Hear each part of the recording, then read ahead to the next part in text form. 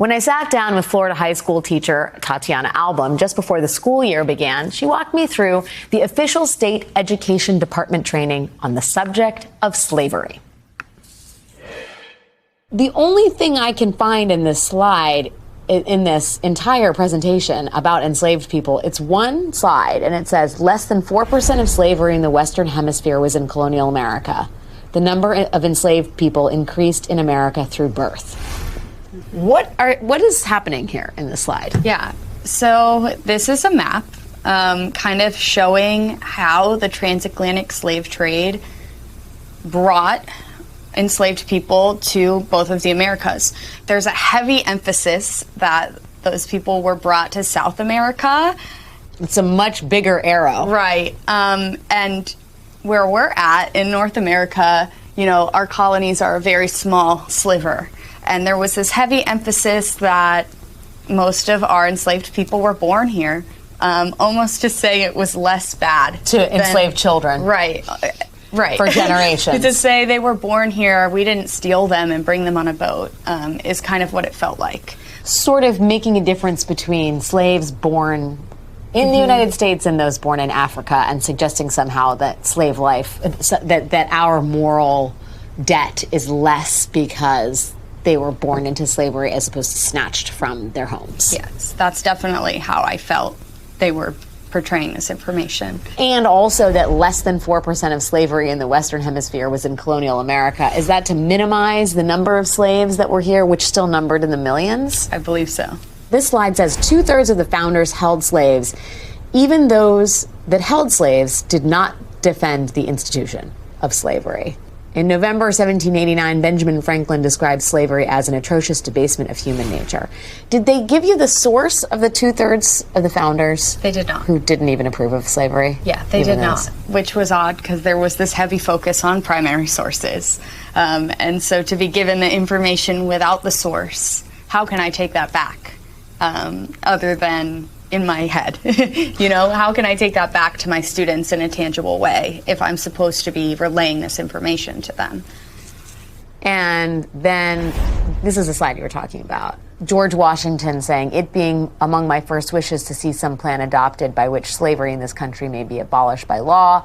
The abolition of domestic slavery is the great object of desire in those colonies where it was unhappily introduced in their infant state." Right. So what's happening here? Well, these are two men that, you know, are known to be slave owners. You know, Thomas Jefferson and the people he enslaved, it's notorious. You know, it's a huge topic of discussion. So it's really interesting to see them position these two specific figures with quotes that aren't sourced, saying they opposed slavery, knowing they owned slaves. They owned slaves. And at least one of them raped a slave. Right. But this seems to be the framing here, which is that slave owning in America wasn't as bad as it was elsewhere. The slaves that were owned were born into slavery. Right. And the people who owned them did so reluctantly. Right.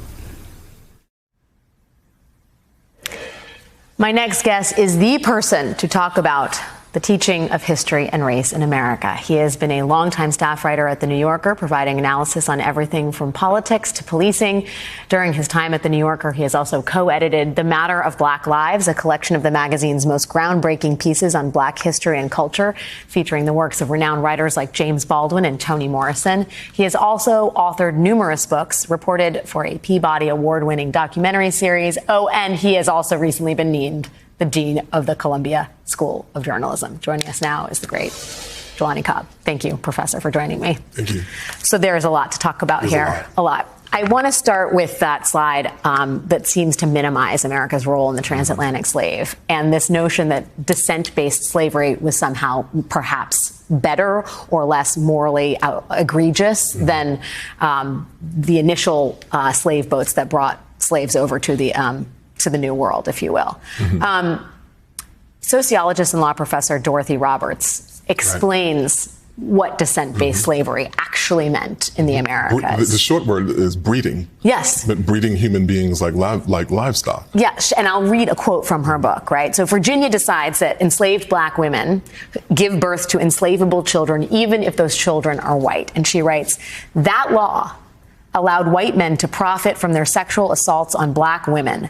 Freed from the worry that their mixed-race offspring had any legal claim to freedom, white men could rape enslaved women with total impunity, maintaining their domination while increasing their wealth. Their control over black women's bodies was key to creating a permanent labor supply. That's right. That reality has no place in the civics training. What does this mean?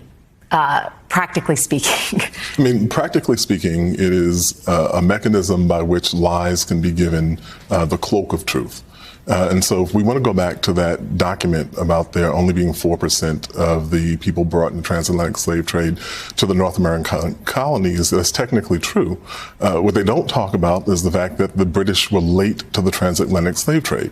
And so when we talk about 1619 and the 1619 project, that's more than a century after people, particularly the Spanish and the Portuguese, had been bringing enslaved people to Brazil, had been bringing them to the Caribbean, had been bringing them throughout South America. That's why there were fewer.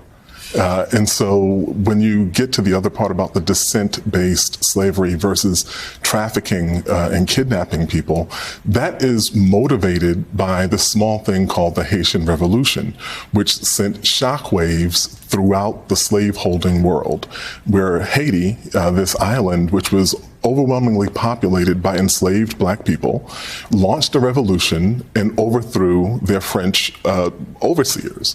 And this terrified slaveholders throughout the West.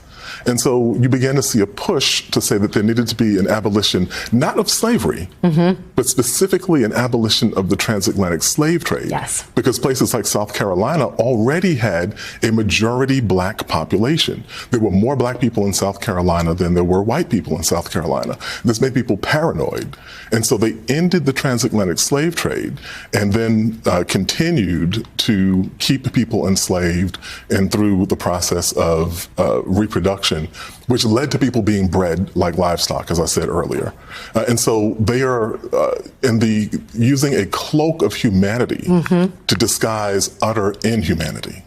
I wonder, when you look at these moments when you have the sort of white patriarchs offering a revisionist history, lost cause, after the Civil War. And again, this sort of revisionist history and white apologia for white enslavement happens again in the civil rights era when we feel like progress is being made.